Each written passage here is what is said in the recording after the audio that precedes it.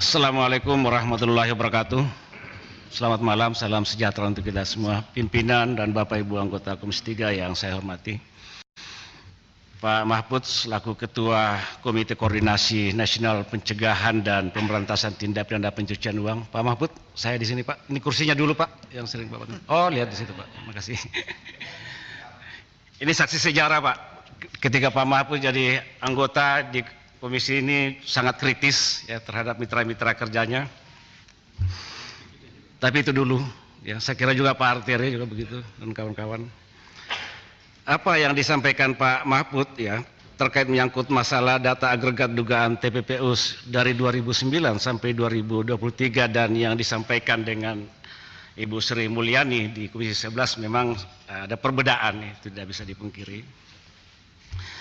Tapi satu hal yang saya ingin sampaikan bahwa ini kan baru dugaan yang disampaikan oleh Pak Mahfud, data kasar.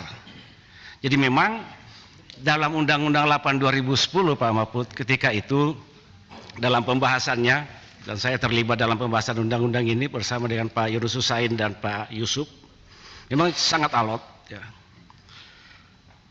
Kita berikan fungsi terhadap PPATK ketika itu dalam rangka untuk menganalisis transaksi ya, alur transaksi yang mencurigakan debit kredit baik itu perorangan maupun dalam bentuk korporasi. Nah, ketika itu pihak PPATK meminta dari pihak pemerintah meminta kewenangan penyidikan. Ini saya dudukan dulu bagaimana pembahasan Undang-Undang 8 2010. Fungsi penyidikan, dan kita pada saat itu tidak memberikan. Kenapa? Karena ketika kita di samping PPATK tidak kita kualifikasikan sebagai aparat penegak hukum, dia kan fungsinya sebagai intelijen finansial ya. Maka akan banyak orang yang akan dipanggil Pak ya, oleh PPATK kita ketika kita berikan fungsi penyidikan dengan transaksi 500 miliar per hari. 500 juta per hari, sehingga banyak orang pemikiran kita ketika itu tidak akan menyimpan uangnya di bank karena repot akan dipanggil oleh PPATK untuk dimintai klarifikasi.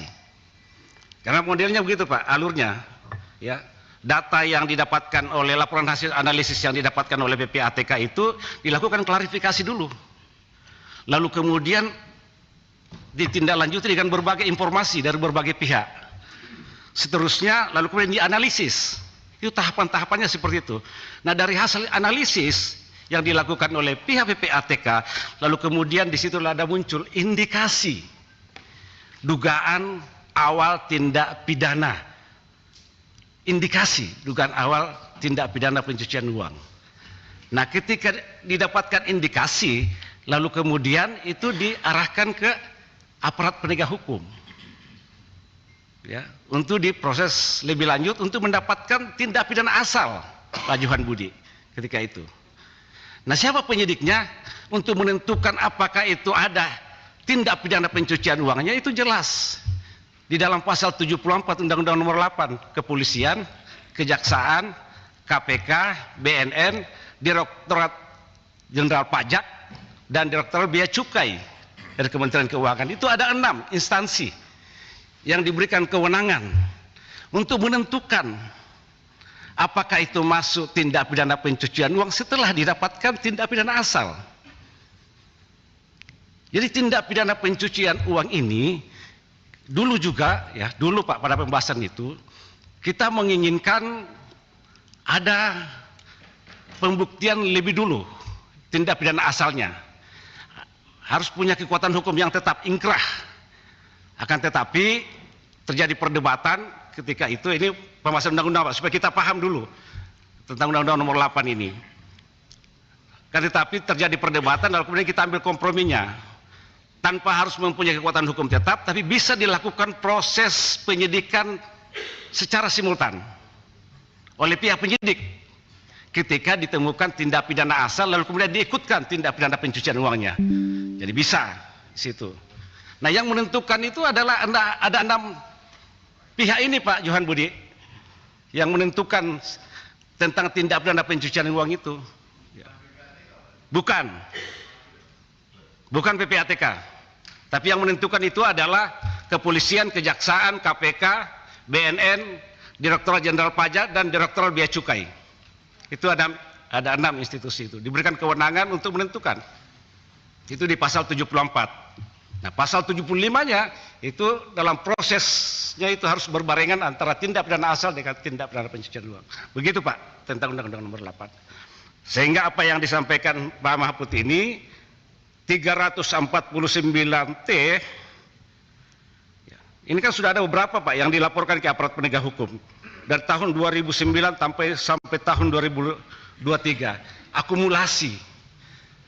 Pertanyaan saya juga agak menggelitik Pak Mahfud. Ini kan akumulasi kurang lebih 14 tahun Pak. Bapak sebagai ketua komite kan mengkoordinasikan ini aparat penegak hukum ini Pak. Ya. Dengan institusi yang diberikan laporan hasil analisisnya oleh pihak PPATK. Nah, apakah dalam kurun 14 tahun ini kenapa sekarang baru meledak gitu loh. Nah, fungsi koordinasi ini yang saya pertanyakan sebagai ketua komite, dan hampir semua yang ada dalam Perpres ini, peraturan presiden ini yang terkait menyangkut masalah 349 ini itu juga adalah anggota komite. Seharusnya ini dikoordinasikan oleh Pak Mahfud sebagai ketua, termasuk oleh aparat penegak hukum sampai sejauh mana penanganan kasus yang dilaporkan oleh katakanlah oleh pihak PPATK yang terindikasi adanya tindak pidana pencucian uang ini. Apakah didapatkan tindak pidana asalnya atau tidak? Kalau memang tidak, itu langsung di drop. Itu polanya seperti itu Pak. Saya masih ingat betul itu pembahasan undang-undang ini. Undang-Undang Nomor 8 tahun 2010. Tentunya memang kita tidak bisa mengelaborasi karena ini ada 2 data yang disuguhkan ke kita yang sangat berbeda Pak Ketua. Ya. Yang disampaikan oleh Pak Mahfud, versinya Pak Mahfud, ya, bahwa ini adalah yang benar. Yang disampaikan Ibu Sri Mulyani juga, pasti Ibu Sri Mulyani mengatakan bahwa ini yang benar, dan ini 2 hal yang berbeda. Dan ini sangat membingungkan kita. Jangankan masyarakat bingung, kita aja bingung Pak. Bagaimana kita memulai untuk mencari tahu gimana sebenarnya 349 triliun itu. Siapa yang terkait ya. Kalau Ibu Sri Mulyani mengatakan bahwa hanya 3,3 T terkait dengan pegawai di Kementerian Keuangan, sementara Pak Mahfud mengatakan 3,35,5 T yang terkait dengan dengan pegawai Kementerian Keuangan, kan sangat jauh sekali berbeda ini. Ini yang menurut saya perlu barangkali untuk klarifikasi ya oleh masing-masing pihak, karena ini sudah menjadi konsumsi publik. Dan ya, kalau kawan-kawan mengatakan ini terjadi kegaduhan, ya bisa jadi karena masyarakat juga menunggu ini Pak. Hari ini sebenarnya masyarakat menunggu penjelasan secara detail ya dari Pak Mahfud tentang 349 triliun ini. Siapa, di mana, dan bagaimana tentang alur 349 triliun ini sampai dikatakan bahwa ini adalah terjadi dugaan tindak pidana pencucian uang, dan sejauh mana tindak lanjut daripada TPPU ini. Saya kira ini yang saya sampaikan Pak Ketua. Terima kasih. Assalamualaikum warahmatullahi wabarakatuh. Pak Rano, habis Pak Rano Pak Anca ya, baru Pak Hinca. Rano, boleh pimpinan?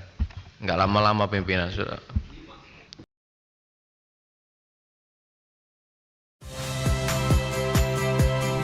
Saya Liviana Cerlisa. Saksikan program-program Kompas TV di siaran digital, pay TV, dan media streaming lainnya. Kompas TV, independen, terpercaya.